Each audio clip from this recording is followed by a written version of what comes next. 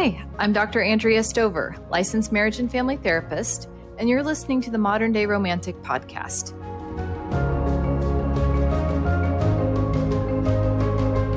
Hello, everyone, and welcome to today's episode.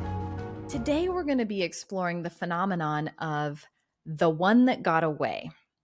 And of course, this is within the context of a romantic relationship, though I do know that the one that got away could be a missed opportunity or some other type of thing from one's life. But today we're focusing on the one that got away in terms of romantic relationships. All right. So when we start with this phenomenon, I don't think it's too difficult to think about what this means, the idea of this. So many movies, so many stories, TV shows, books, country music songs are about this exact thing. And especially if we're exploring what it means to be a romantic and the idea of longing, yearning, pining, these types of things that I do believe are a part of a romantic's innate disposition, part of their personality, style, or type. Then this idea of fantasizing or romanticizing about yesteryear or days gone by or a past relationship is, of course, going to be a part of some people's experiences. So I'd really like to come at this with curiosity and more asking questions rather than saying, this is the answer or this is what this is. Because the truth is, this could be a lot of different things for different people. I think that the idea of the one that got away pairs nicely with nostalgia. And when I think about being nostalgic or nostalgia, I think about it's usually taking us back in time. And for any of us, if we're thinking about going back in time, what that means is we're going back to a younger version of ourselves.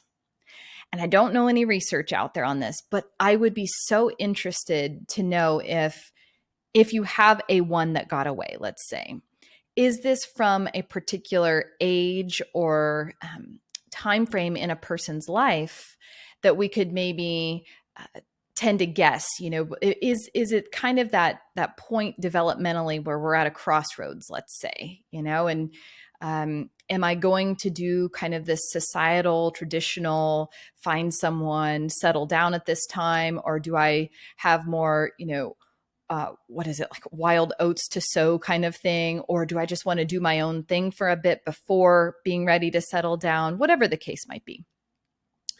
But I'd be very curious if age has anything to do with this. And so we're not just being called back to a particular relationship, but maybe even a particular time in our own development, a certain stage of our own life. I don't know, just food for thought, curious about that.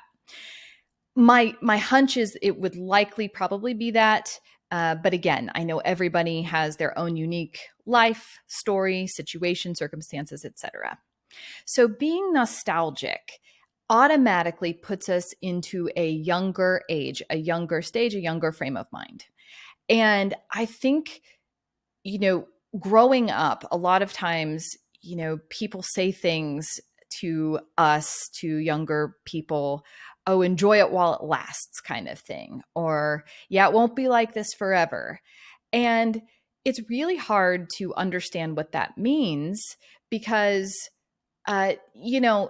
we can't know what the future is going to be until the future plays out. So grown-ups seem to be telling younger folk, hey, it's going to get more challenging. And I wish I could go back and maybe, enjoy or relish the times that you're in where there's less responsibility, maybe less complexity.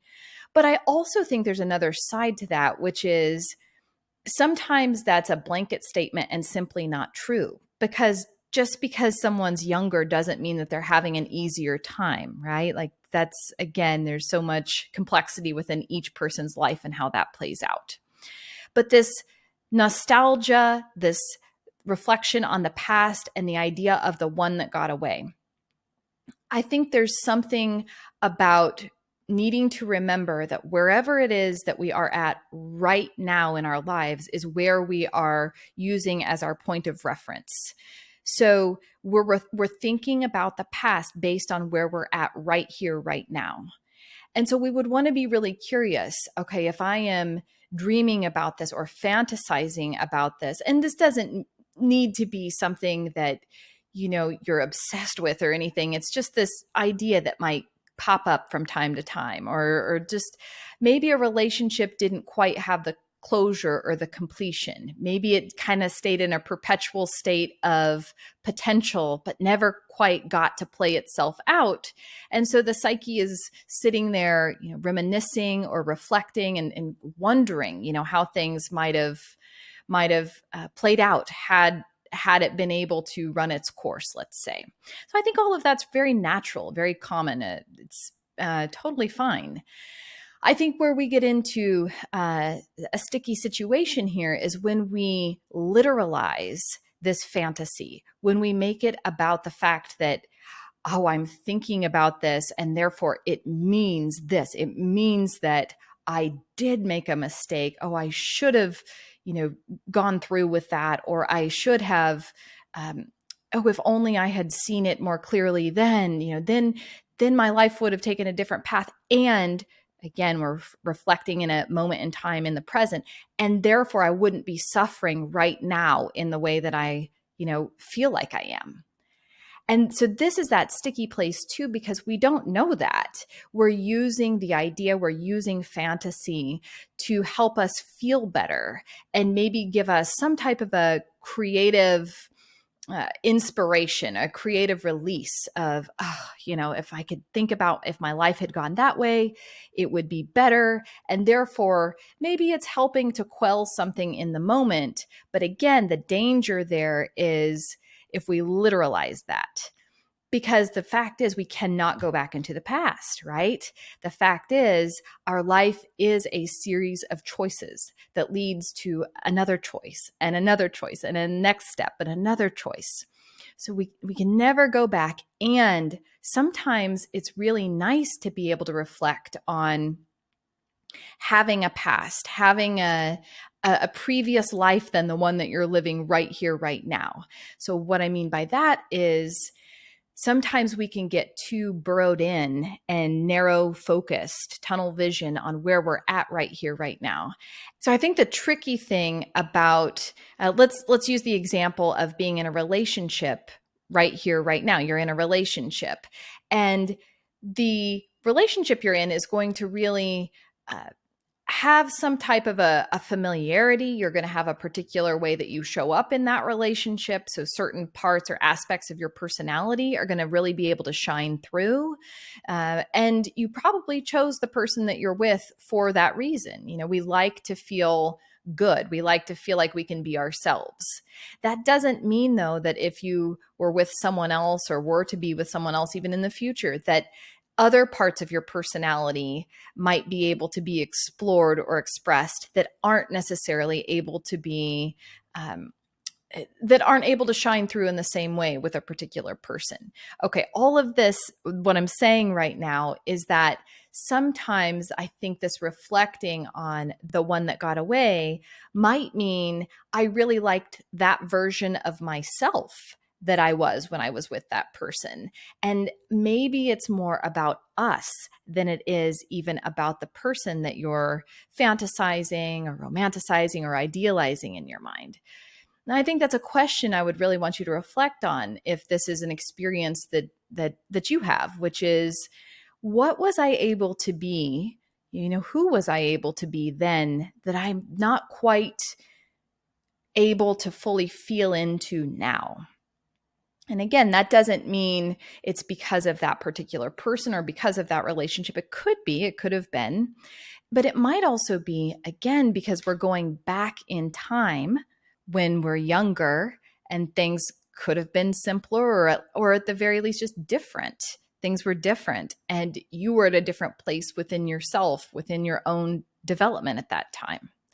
So I wanted to just offer that because, again, probably going to say this several times in this episode, but when we literalize, when we mistake the idea of the one that got away for being about the other person exclusively and not about something about us, that is where we can get really lost. And I've seen that turn into obsession. I've seen that turn into an inability to move forward in one's life. I've seen that turn into despair, and deep depression. Because if you really feel, and let's all just imagine putting ourselves in that situation. If you really feel like the one, there is the one out there for you, and you're the one got away, and maybe you're the one is married to someone else and has kids with someone else and is living their best life with someone else, not you. What does that mean then? What meaning are you putting on that? You might just think, oh my gosh, I'm destined to be alone forever now. How painful, how awful to feel that way, right? So we really want to get into this phenomenon and see where we might be able to mobilize, where we might be able to get a bit of agency back, get a bit of resuscitation if this is your experience, so that you feel like, hey, this is my life and things have happened, choices have been made, and I am moving forward. I am embracing my life as it is, and I'm here to move forward in whatever manner, whatever way, shape, or form that takes. Okay. So nostalgia, the next thing I wanted to say about nostalgia is that sometimes it's also a way of avoiding what's happening in the present as well. So maybe you are needing some type of inspiration and needing to take action in order to get your mojo back, come back to life a bit. And sometimes we can turn to the past, something that felt good in the past, or again, romanticize or idealize it in order to put ourselves in a feeling state in the present. And I think, again, if we don't know we're doing that, then we won't know, okay, now I'm going to take this good, positive energy and move this thing forward, or take action accordingly in what's being asked of me right now. And instead, we can stay immobilized still. So we're not feeling good, but then we start reflecting on the past and we just stay in that place. We just stay stuck there. And I think there are moments and reasons and times to do that. And I also think our life is tick, tick, tick, tick, every single moment, right? There it is. It's passing us by. So we just want to make sure that we are aware when we're in nostalgia, what it is we might be seeking from reminiscing, from reverie, and be able to use that as inspiration or fodder for what may need to be worked through in the present, in the present moment, in your present relationship, or in your life in general. And the last idea that I want to leave us with is the Garth Brooks song, Unanswered Prayers. Okay. I think this is the perfect song to summarize this idea of reflecting on a love from the past and seeing it through your eyes now, today. And maybe what you thought it was is actually very different, given, your vantage point now. So I wanted to say this and kind of leave us with this idea too, because it's kind of the happy ending, so to speak, of the one that got away, which is, hey, maybe I've lived a bit of a tortured life, been a tortured soul or heart of sorts, thinking, oh my gosh, it would have been so much better, or, oh, I had the perfect little relationship, back in the day, such and such. And in the song, and not giving away any spoilers, I'm guessing most people know what song I'm talking about, Garth Brooks' Unanswered Prayers. He goes back to his hometown. He goes back to the football game, and he sees his old lover, his old flame, and he realizes, wow, I'm really grateful to be where I am right here, right now. And if my life had gone in that direction, I wouldn't be who I am today. And I think that that's a nice, happy ending. It's not going to be everyone's ending, but I think it's something to also be reminded of if you're a person that lives in nostalgia, is to not get lost or trapped in it, and more see, hey, maybe life is conspiring in my favor. Maybe I don't have all the answers. Maybe it's not all on me to make all the perfect right choices all the time. And maybe it even though it was painful that it didn't work out with the one that got away, maybe in the end it was for the best for lots of different reasons. And maybe not, but also maybe so. Okay. Oh gosh, I have to just I'm really, really, really going to end with this one now. There's this other quote that I think of all the time when I think about nostalgia, and it's from the show The Office, and Andy Bernard on there. I think it's one of the very last episodes of the whole series. And he says something like, I wish there was a way to know that you're in the glory days while you're in them, or something to that effect.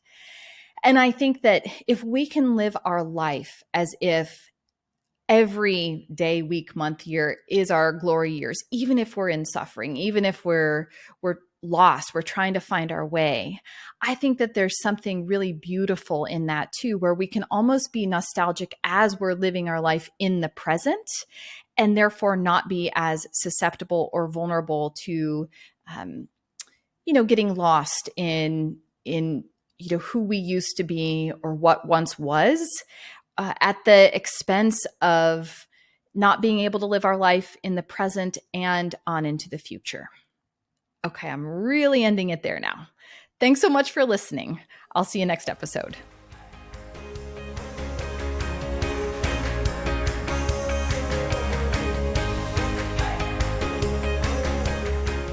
Thanks so much for tuning in to today's episode. If you're interested in learning about ways to work with me, head over to my website, themoderndayromantic.com. From there, you'll be able to contact me and learn a bit more about the customized intensives and retreats I offer both individuals and couples. You'll also be able to support future podcast production via Patreon. There are several membership levels to choose from, including the Beating Hearts Club, which gives you access to exclusive content every month. Thanks so much for your support, and I'll see you next episode.